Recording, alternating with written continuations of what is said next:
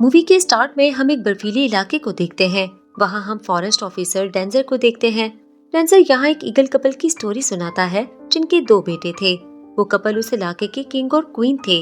वो दोनों मिलकर अपने बेटों को पाल रहे होते हैं और जब वो दोनों बड़े हो जाएंगे तो उनमें से जो भी ज्यादा ताकतवर होगा उसे फिर बादशाह बनाएंगे। वो दोनों अपने बेटों की बाकी दूसरे ईगल से भी हिफाजत करते हैं। एक दिन बादशाह किसी दूसरे ईगल को उनके घोंसले की तरफ आता हुआ देखता है तो वो सिर्फ उसे रोकने के लिए चला जाता है और उन दोनों में लड़ाई होने लगती है। मगर लड़ते लड़ते बादशाह नीचे जा गिरता है और पत्थरों पर गिरने की वजह से उसकी मौत हो जाती है। वहाँ उसकी बॉडी के पास डेंजर आता है। उसे ईगल की मौत पर बहुत दुख होता है। तभी वहाँ एक शिकारी जिसका नाम कैलर होता है वो आ जाता है। कैलर वहाँ ईगल की बॉडी को लेने के लिए आया था। कैलर उसी जंगल में अपने बेटे लूकस के साथ रहता है। उसकी वाइफ की डेथ हो चुकी है, इस वजह से वो थोड़ा इमोशनली डिस्टर्ब होता है। वहाँ दूसरी तरफ हम क्वीन को देखते हैं जो कि किंग के आने का इंतजार कर रही होती है। मगर टाइम गुजरने के साथ साथ उसे पता चल जाता है कि वो मर चुका है। अब उसे अकेले ही उन बच्चों को संभालना होगा। अब वो बच्चे थोड़े बड़े हो जाते हैं और बादशाह बनने के लिए एक दूसरे से लड़ने लगते हैं। उनमें से एक बच्चा काफी ताकतवर था, दूसरा थोड़ा कमजोर था, इसलिए कमजोर वाला हमेशा हार जाता था। इसके बाद हम देखते हैं कि एक दिन उनकी माँ शिकार करने के लिए जाती है तो पीछे से वो दोनों फिर से लड़ना शुरू कर देते हैं और लड़ते लड़ते कमजोर भाई नीचे जा गिरता है। जबकि अभी तक उसके पंख भी ठीक से नहीं निकले थे तो वो पत्थरों से टकराता हुआ जमीन पर गिरता है। वो बुरी तरह जख्मी हो जाता है। फिर वो अपनी माँ के आने का इंतजार करने लगता है और आवाजें देने लगता है। जब उसकी माँ उसकी आवाज सुनकर आती है तो वो उसे वहीं छोड़कर चली जाती है क्योंकि उसके लिए अकेले 2 बच्चों को पालना मुश्किल हो रहा था। तो वो ताकतवर बच्चे को पालने का डिसाइड करती है। अपनी माँ को जाते हुए देखकर उस बच्चे को बहुत दुख होता है और वो जख्मी हालत में वहीं रह जाता है और जैसे तैसे रात गुजर जाती है। अगली सुबह एक डॉग उस पर हमला करने लगता है तो वो खुद को बचाने की बहुत कोशिश करता है। वहाँ उन दोनों की आवाजें सुनकर लूकस आ जाता है। लूकस उस डॉग को वहाँ से भगा देता है और बेबी ईगल के पास आता है। उसे उसकी हालत पर बहुत दुख होता है तो वो उसे उठाकर अपने साथ अपने घर ले आता है। लूकस खुद को बहुत अकेला महसूस करता था क्योंकि उसकी माँ के मरने के बाद उसके फादर कैलर का बिहेवियर भी उसके साथ ठीक नहीं होता। इसलिए वो इस ईगल के बच्चे को अपने साथ रखने का डिसाइड करता है। लूकस उसे अपने पुराने घर में ले आता है और अच्छे से उसके लिए घोंसला भी बनाता है। लूकस उसे खाने के लिए ब्रेड देता है मगर वो नहीं खाता। लूकस उसे अपने साथ रखना चाहता था मगर उसे नहीं पता था कि इसका ख्याल कैसे रखना है। फिर वो ईगल के लिए खाना लेने जाता है और वो कैलर के पास से शिकार करने के लिए इस्तेमाल होने वाला खाना चुरा लाता है। वो खाना ईगल खाने लगता है। ये देखकर लूकस बहुत खुश होता है। फिर वो ईगल के साथ खेलने लगता है। बहुत जल्द उन दोनों में दोस्ती हो जाती है। यहाँ उन दोनों को डेंजर देख लेता है। अगले दिन वो लूकस के पास जाता है जहाँ उसने उस ईगल को छुपाया हुआ था। यहाँ डेंजर भी उसकी मदद करना चाहता है क्योंकि उसे पता था कि एक ईगल को क्या क्या चाहिए। तो लूकस भी उसकी बात पर राजी हो जाता है। अब लूकस ईगल के लिए वॉर्म्स भी कलेक्ट करता है मगर ईगल वॉर्म्स नहीं खाता। तो डेंजर लूकस को बताता है कि वॉर्म्स ईगल के लिए ठीक नहीं है। डेंजर ईगल के लिए खाना लेकर आया था तो वो खाना ईगल खाने लगता है। फिर डेंजर वहाँ थोड़ी जगह बनाता है ताकि धूप आ सके। डेंजर कहता है कि ईगल पर धूप भी पड़नी चाहिए, इससे उसके पंखों की ग्रोथ होगी। इसके बाद हम देखते हैं कि लूकस अपने फादर के साथ काम करवा रहा था। कैलर लूकस से बात करने की कोशिश करता है मगर लूकस उसकी बात नहीं सुनता तो कैलर को गुस्सा आ जाता है और गुस्से में उसे बहुत सुनाता है। पूरा दिन उससे काम करवाता है। इससे लूकस को भी बहुत गुस्सा आता है। इसके बाद रात को कुछ फॉक्सेस उनके घर में आ जाते हैं। वो सारी मुर्गियों को मार डालते हैं। ये देखकर कैलर को लूकस पर और भी गुस्सा आता है क्योंकि लूकस से ही फॉर्म का दरवाजा खुला रह गया था। मगर लूकस वहाँ से मुर्गी को उठाकर ईगल के पास ले आता है ताकि वो उसे खा सके। मगर फॉक्सेस भी उन तक पहुँच जाते हैं। लूकस किसी तरह उन्हें वहाँ से भगा ही देता है। तो अब यहाँ लूकस ईगल की हिफाजत करने के लिए पूरी रात उसके साथ ही रहता है।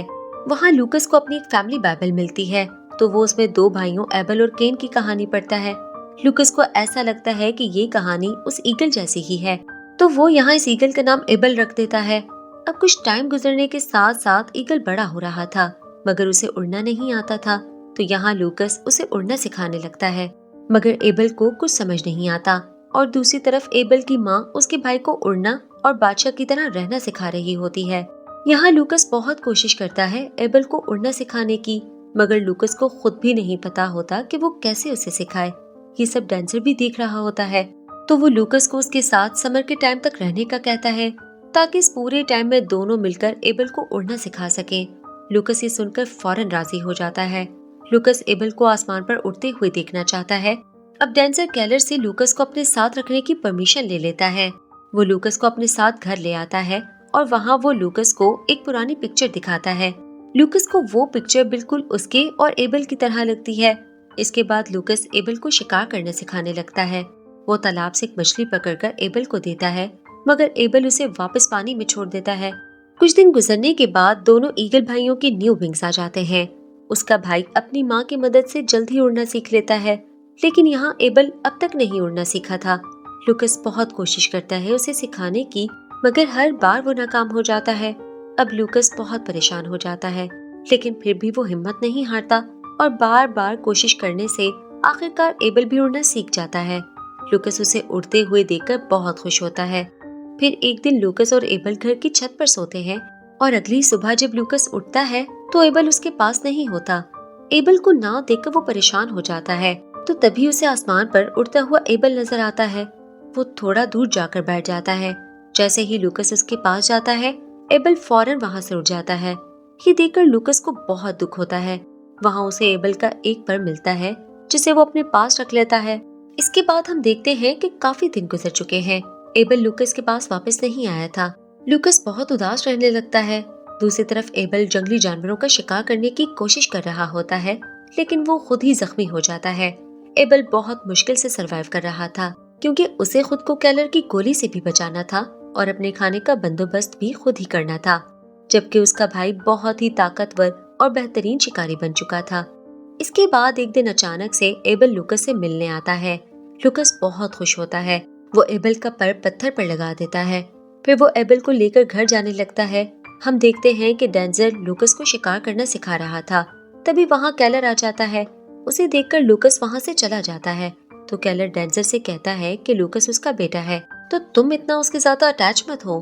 फिर कुछ दिनों के बाद लूकस और डेंजर मिलकर एबल को शिकार करना सिखाने लगते हैं। पहले तो एबल नाकाम हो जाता है, मगर फिर वो शिकार करना सीख ही जाता है। इससे लूकस और डेंजर दोनों बहुत खुश होते हैं। लूकस एबल के वापस उनके साथ रहने से बहुत खुश था, तो यहाँ डेंजर उसे कहता है कि एक न एक दिन एबल उसे छोड़कर चला जाएगा, क्योंकि वो जंगली परिंदा है, उसे जंगल में ही रहना होगा। इस बार लूकस भी समझ जाता है, तो वो दोनों एबल को लेकर एक बहुत ऊंचे पहाड़ पर जाते हैं, ताकि वो एबल को आजाद कर सके। यहाँ लूकस एबल को एक फ्रेंडशिप ब्रेसलेट पहनाता है। इसके बाद एबल वहाँ से उड़ जाता है।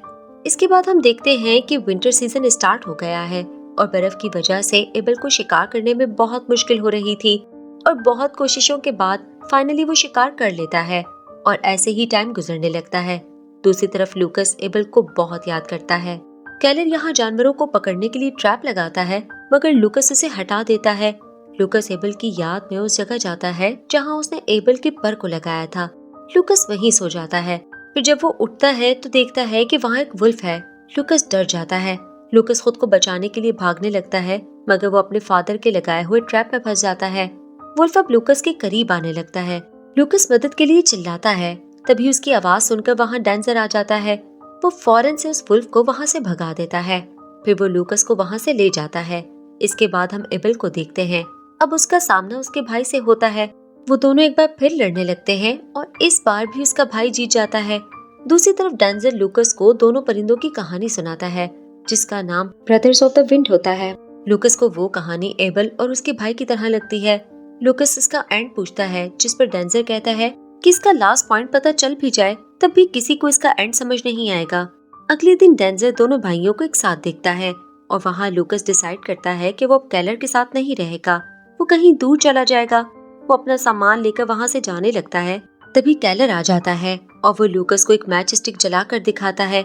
यहाँ हमें पता चलता है कि लूकस की माँ की मौत आग में जलने की वजह से हुई थी और वो आग गलती से लूकस से ही लगी थी, इसलिए केलर का बिहेवियर लूकस के साथ ठीक नहीं होता। ये बात जानकर लूकस वहाँ से भाग जाता है और पहाड़ों पर जाकर एबल को ढूंढने लगता है। बारिश भी बहुत हो रही थी। मौसम देखकर केलर भी लूकस के लिए परेशान हो जाता है, तो वो भी लूकस को ढूंढने के लिए निकल जाता है। वहाँ पहाड़ पर चढ़ते हुए पत्थरों के गिरने की वजह से लूकस नीचे गिरकर बेहोश हो जाता है। यहाँ एबल उसके पास आ जाता है और आवाज देता है, मगर लूकस कोई जवाब नहीं देता। वहाँ केलर भी उस तक पहुँच जाता है। वो लूकस की ऐसी हालत देखकर घबरा जाता है। वो लूकस से माफी भी मांगता है। फिर थोड़ी देर में लूकस को होश आने लगता है और फिर केलर उसे वहाँ से लेकर चला जाता है। और उनके जाने के बाद हम वहाँ पत्थरों में फंसी एक ईगल की डेड बॉडी देखते हैं। इसके बाद हम कुछ सालों के बाद का सीन देखते हैं। इतने सालों में लूकस ने एबल को कहीं नहीं देखा था। लूकस और केलर का रिलेशन भी अब ठीक हो चुका था। वो दोनों पहाड़ चढ़ रहे होते हैं तो लूकस को ऐसा लगता है कि एबल उसके आसपास है। लूकस अब तक इस बात पर यकीन नहीं कर पा रहा था कि एबल मर चुका है। केलर उसे समझाता है कि एबल मर चुका है। अभी वो लूकस से बात कर ही रहा था तो वो लूकस को अपना हाथ ऊपर करने का कहता है। लूकस को कुछ समझ नहीं आता, मगर फिर भी वो अपना हाथ ऊपर करता है तो यहाँ अचानक से एबल उसके हाथ पर आकर बैठ जाता है। यहाँ हमें पता चलता है कि उस दिन वो डेड बॉडी एबल की नहीं थी बल्कि उसके भाई की थी। लूकस उसे देखकर बहुत खुश होता है। यहाँ लूकस एबल को हमेशा के लिए आजाद कर देता है। वो उस ब्रेसलेट को भी उतार देता है और उसे छोड़ देता है। लूकस और केलर दोनों इससे बहुत खुश होते हैं। मूवी के लास्ट में हम देखते हैं कि एबल अब बादशाह बन चुका है और अपनी क्वीन के साथ रहता है। इसके साथ ही ये मूवी यहाँ खत्म हो जाती है। Thanks for watching and please subscribe to the channel Movie Spot और बेल आइकन दबाना ना भूलें ताकि हमारी हर लेटेस्ट वीडियो की अपडेट्स आपको मिल सकें। Thank you.